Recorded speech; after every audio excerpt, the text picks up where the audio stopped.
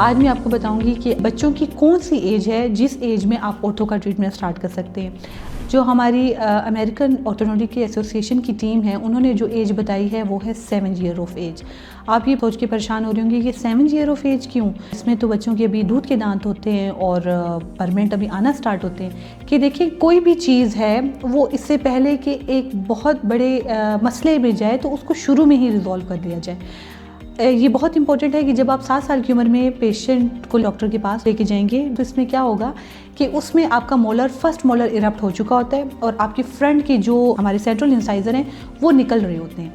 अब क्या होगा कि जब आप डेंटिस्ट के पास लेके जाएंगे, अगर डेंटिस्ट ये देखेगा कि वो नॉर्मल जिस तरह के दांत होते हैं कि ऊपर वाली आँच के जो दांत हैं वो बाहर होते हैं और जो नीचे वाली आँच के दांत हैं वो ऊपर वाली आँच के अंदर होते हैं। अगर इस तरह हुआ कि बच्चे के दांत ऊपर वाले अंदर की तरफ आ रहे हैं और नीचे वाले बाहर की तरफ हैं, तो ये मतलब है इसकी क्रॉस बाइट आ रही है। तो डेंटिस्ट उसी टाइम इसको देख लेगा और फ़ौरन से इसकी सोल्यूशन आपको देगा कि अब हमें पेशेंट को अभी से ऑर्थो ट्रीटमेंट स्टार्ट कर देना चाहिए ताकि ये जो दांत हैं इनके क्रॉस बाइट में ना आए और अभी से ये दांत जो है राइट पोजीशन में आए।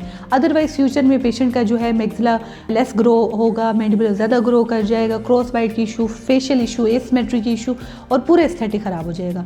तो देखिए, अर्ली एज में ये कितना इंपॉर्टेंट है आपका डेंटिस्ट के पास जाना। अगर आप डेंटिस्ट के पास आए और वो देख रहे हैं कि आपके दांत अभी से जो है जगह नहीं है दूसरे दांतों की निकलने की, क्राउडेड है, तो वो क्या कर लेंगे कि वो आपको एक्सपेंशन की वो अभी से डिवाइसेस दे देंगे ताकि दांत अभी से एक्सपेंड करके स्पेस गेन कर लें, ताकि फ्यूचर में बच्चों को जो है डीप पैलेट की इशू ना आए, बच्चों को जो है क्राउडिंग की वजह से प्रोनाउंसिएशन की इशू ना आए, स्पीक इशू ना आए, एसिमेट्री की इशू ना आए, छोटा मुंह ना हो। तो अभी जब ये इशू रिजॉल्व हो जाएंगे तो फ्यूचर में जैसे जैसे बच्चा बड़ा होता है तो उसकी जो बोन है वो रीग्रो करने की उसकी कैपेसिटी ख़त्म हो जाती है, तो लास्ट में सर्जरीज की सिर्फ ऑप्शन रह जाते हैं। तो अगर शुरू में ही आप आ गए हैं डॉक्टर के पास, उसकी ओवर बाइट की इशू हैं, उसकी डीप बाइट की इशू हैं, तो उसी टाइम जो उन्होंने उसको अप्लाइंसेस देनी होंगी जिसमें वो मैक्सिला या मैंडिबल की ग्रोथ को इन्हेंस कर सकते हैं, तो एट द अर्ली स्टेज ही वो उसको वहीं पे देखकर और वो आपको बता देंगे कि अभी से हम ये करें। जैसे हम शुरू में ही हमारे पास बच्चे आ जाते हैं तो हम उनको फेस मास्क दे देते हैं या चिन कप दे देते हैं, हेड गियर दे देते हैं, ताकि अगर हमें लग रहा है कोई मैक्सिला में हमें लग रहा है कि उसकी ग्रोथ नहीं है या मैंडिबुलर में ग्रोथ नहीं है, तो अर्ली स्टेजेस पे, क्योंकि ग्रोथ उस वक्त बहुत फास्ट होती है, ग्रोथ चाह होती है और हम इन अप्लाइंसेस के थ्रू ग्रोथ को पेशेंट में इंड्यूस कर सकते हैं। लेकिन एज सुन एज जब आप बड़े होते जाते हैं तो सर्जरीज के अलावा कोई ऑप्शन नहीं रह जाता। इसी तरीके से अगर एक बच्चा आया, उसके जो दांत है वो प्लांट नहीं गिर रहे और जो दांत है उसके सारे टेढ़े मेढ़े आ रहे हैं, तो हम प्लांट एक्सट्रैक्शन करते हैं कि अभी इस दांत को निकाल देते हैं ताकि ये दांत सीधा आए।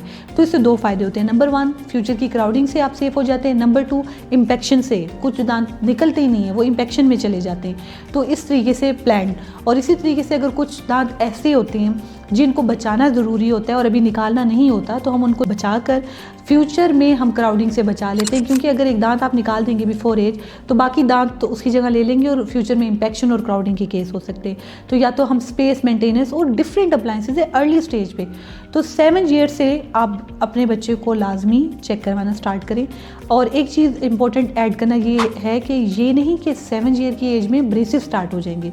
ऑर्थो कभी भी ये मतलब नहीं है कि बस आप आए क्लिनिक में और आपके बच्चों के ब्रेसेस स्टार्ट हो गए। ब्रेसेस तो वही एज है जब बच्चों के सारे दूध के दांत गिर जाएंगे और सारे परमानेंट दांत निकल आएंगे। एवरेज एज 13 साल होती है, 14 साल होती है या 12 साल भी होती है, तो उसमें हम बच्चों को ब्रेसेस रिकमेंड करते हैं। अगर आप इस एज में हैं कि अब और कोई ऑप्शन नहीं है और दांत टेढ़े और अच्छी स्पेस है, तो उस केसेस में भी हम सर्जरी के बगैर एक्सपेंशन वगैरह जहाँ रिक्वायर्ड हो हम कर सकते हैं। लेकिन लेटर 20 साल की उम्र में, 22 साल की उम्र में आ रहे हैं और ऐसे इश्यूज़ हैं कि अब वो सर्जरी के बगैर हल नहीं हो सकते, तो सर्जरी के ऑप्शन की तरफ जाएंगे। बहुत अच्छा रहेगा कि अगर आप ईयरली जो है वैसे ही अपना रेगुलर डेंटल चेकअप करवाते रहें। Thank you so much. Allah हाफिज़।